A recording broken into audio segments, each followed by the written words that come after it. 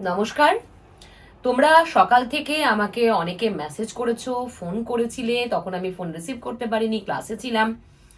কিন্তু পরে যখন দেখলাম সকলের একই প্রশ্ন, ম্যাডাম এই যে 100 পয়েন্ট রোস্টার বিষয়টা চলছে, সবাই অনেক রকমের কথা বলছে, এই ব্যাপারটা একটু সহজ করে বলে দিন। তো সেটা নিয়েই আজকে তোমাদের সকলের উত্তর একসাথে দিয়ে দিচ্ছি। একটু রাত হয়েছে বুঝতে পারছি, সারা দিনের পরে ভিডিও করছি। অবশ্যই তোমাদের যদি এটা কাজে আসে, তোমরা যদি উপকার পাও, অবশ্যই শেয়ার করো, চ্যানেলটিকে সাবস্ক্রাইব করে দেবে এবং অবশ্যই একটা লাইক আর কমেন্ট করে যাবে। তাহলে এই ব্যাপারটি কি? দেখো, এই 100 পয়েন্ট রোস্টার কিন্তু নতুন ব্যাপার নয়। যারা সরকারি চাকরি করেন, যারা সরকারি চাকরিজীবী মানুষ, তারা ব্যাপারটার সাথে অবগত। আমরা অনেকদিন থেকেই বিষয়টা জানি। কিন্তু আসলে এই যে 100 পয়েন্ট রোস্টার, যেটা সরকারি চাকরির ক্ষেত্রেই বলো বা পদোন্নতির ক্ষেত্রেই বলো, একটা আইনি একদম প্রশাসনিক যে তালিকা বা একটা ছক বলতে পারো, ঠিক আছে? এইবার আমাদের রাজ্যে অর্থাৎ পশ্চিমবঙ্গে এতদিন ধরে, মানে নতুন সরকার আসার আগে, এই 100 পয়েন্ট রোস্টার ঠিকঠাক ভাবে পালন করা হয়নি। সেই কারণেই বা মেনে চলা হয়নি, মানে মান্যতা দেয়া হয়নি। এই কারণেই এত তোমাদের প্রশ্নচিহ্ন আসছে। এইবার পাশাপাশি যেহেতু আরেকটা বিষয় আছে, ওবিসিতে 7% কমিয়ে, 17% কমিয়ে 7% আনা হয়েছে। তোমরা এখান থেকেই বেশি প্রশ্ন করছো, আমি বুঝতে পেরেছি। কারণ আমরা 18 তারিখে দেখলাম যে এই যে ব্যাকওয়ার্ড ক্লাসেস ওয়েলফেয়ার ডিপার্টমেন্ট থেকে এই নোটিশ জারি করা হয়েছে, আর সেখানে এই মডেল 100 যে পয়েন্ট রোস্টার ব্যাপারটা উঠে এসেছে। সেখান থেকেই তোমাদের প্রশ্ন খুব যৌক্তিক। এবার কি বিষয়টা, তাহলে একদম সহজে বলতে গেলে কয়েকটা পয়েন্টে বুঝে নাও। দেখো, যদি আমি 100 একটা সংখ্যাকে ধরি, ধরো 100 আমার একটা সংখ্যা, এখানে 100 পেয়েছো, আমি 100ই ধরছি। এবার 100 তো প্রথমেই 100 হয়ে যায় না, 1 2 3 4 5 6 7 8 করে করে 100 হয়, ঠিক আছে? এইবার কি, এই যে ছক বা তালিকা বলছি একটা, এটা কেমন ভাবে নির্দিষ্ট হয়?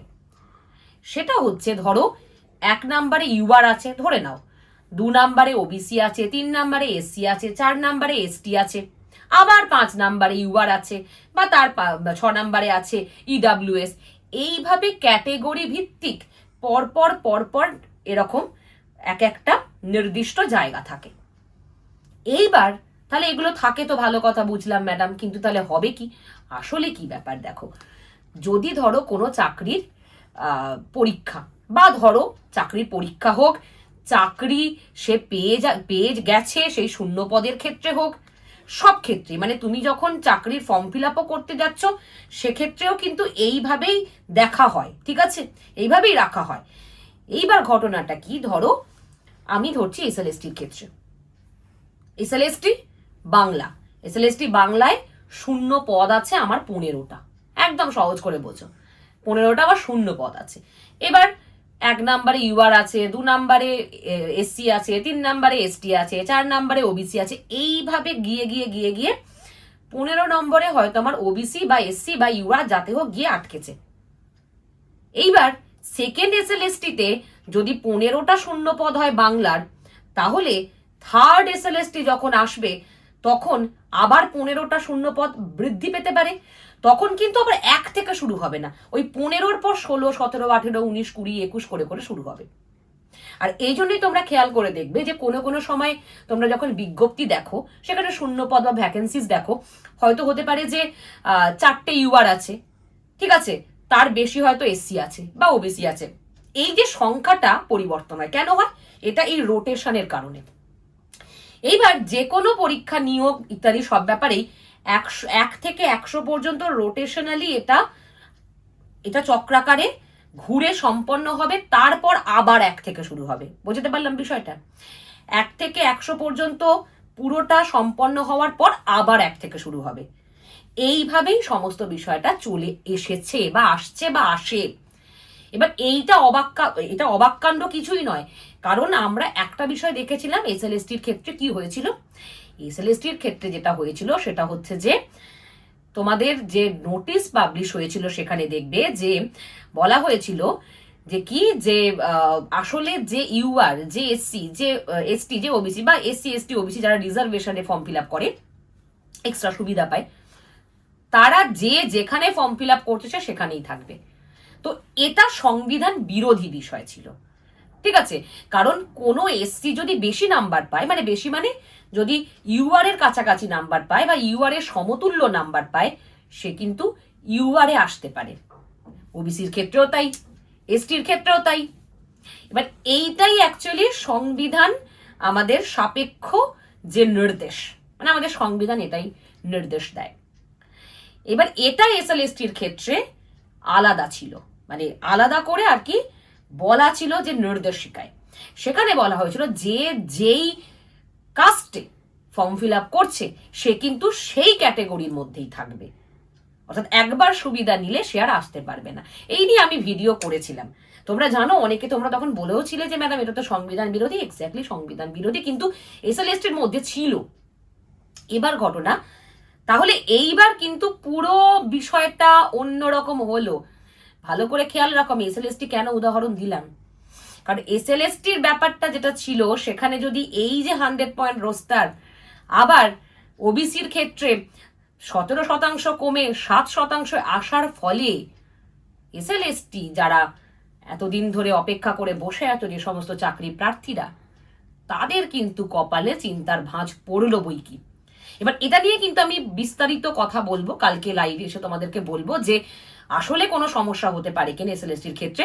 কিন্তু ধরো যেমন এখন কলেজ সার্ভিস কমিশনের ফর্ম ফিল আপ চলছে, এক্ষেত্রে কিন্তু এই নিয়ম পালন করেই চলবে, ঠিক আছে? কারণ যেহেতু এখন ফর্ম ফিল আপ চলছে, ফলত এই প্রসেসেই চলবে। এবার যেহেতু এসএলএসটি হয়ে গিয়েছে, মানে ফর্ম ফিল আপ হয়ে গিয়ে পরীক্ষা হয়ে গিয়েছে, ফলত ওখানে তো একটু অবশ্যই সমস্যা আসতে চলেছে। এবার দেখো একটা বিষয় কি, এতদিন ধরে জেনারেলরা ছিল, মানে ইউআর, জেনারেল আবার কি বলছি, ইউআর, এই ইউআরদের ছিল আনরিজার্ভড, এরা ছিল 45%। তারপর এসসি ছিল 22% পশ্চিমবঙ্গে, এবং এসটি ছিল 6%, আর ইডাব্লিউএস ছিল 10%, এবং ওবিসি এ 10, ওবিসি বি 7, এইভাবে ছিল। এখন যেটা হয়েছে, যেহেতু ওবিসি এ বি আর নেই, শুধু ওবিসি, এবং 7%, ফলত 10% কিন্তু ইউআরএ গেছে। ব্যাপারটা বোঝাতে পেরেছি? 10% ইউআরএ গেছে, যেটা আগে 45 ছিল সেটা 55 হয়েছে। এটা অবশ্যই তো ইউআরদের জন্য ভালো, কারণ না হলে তারা সত্যি কি করবে?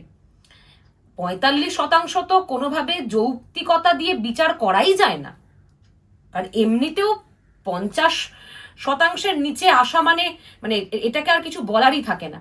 এবং এই পরিমাণে জেনারেলরা প্রচন্ড স্ট্রাগল করেছে। তো সেক্ষেত্রে এই জায়গা থেকে একটা বিষয় ভালো হলো জেনারেলদের জন্য, ইউআরদের জন্য, কারণ তাদের সংখ্যাটা যেটু একটু বাড়লো।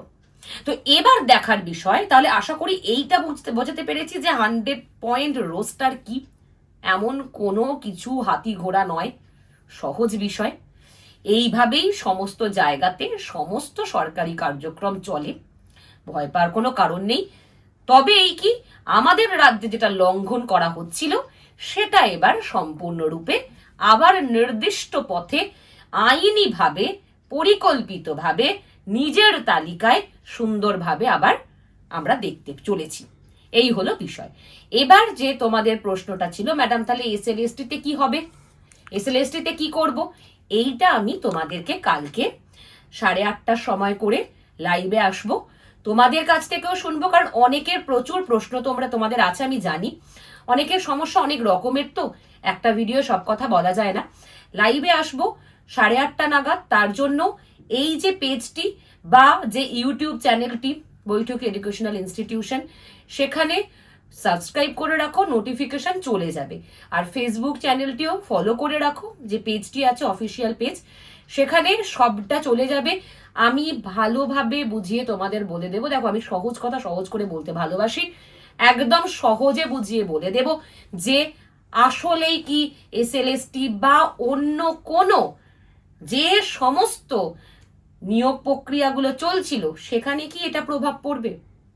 এই উত্তরটা কালকে দেব, সবার থেকে সবটা নিয়ে তারপর তোমাদের সবার উত্তর প্রশ্ন নেব, সবার প্রশ্নের উত্তর কালকে দেব। ভালো থেকো সকলে, গুড নাইট।